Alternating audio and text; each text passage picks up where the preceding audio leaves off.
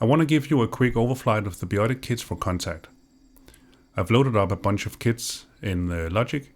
I didn't include the LMFree, which is a little different. The LMFree is a free product based on the classic LinnDrum, and we'll talk about that in another video. You can download it from our website for free.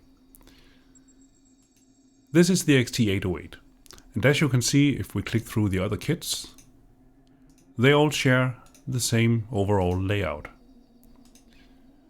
The group select buttons cover 13 groups of sounds, and these groups, as well as the underlying MIDI note mappings, are the same in all the kits with just a few variations.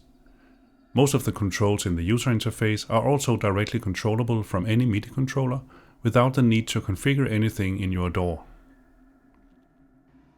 Selecting a group makes it possible to edit various aspects of the sounds in the group, such as pitch, decay, volume level, and pan position.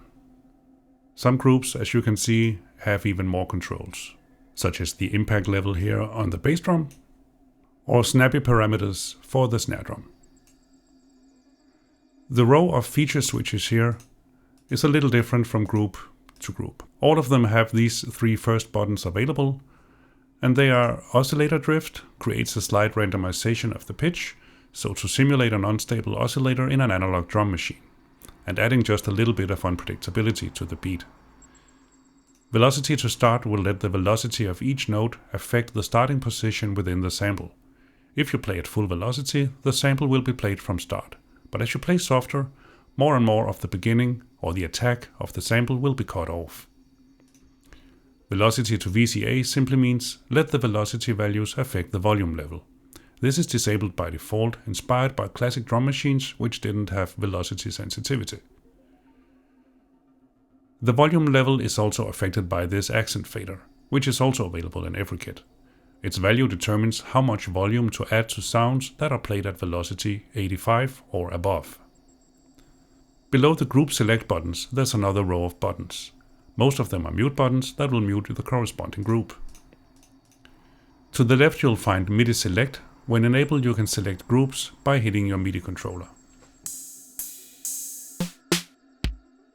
All the way to the right, you have Note Edit, which reveals a few more settings, such as pitch, volume level, and pan position for each individual sound within the group.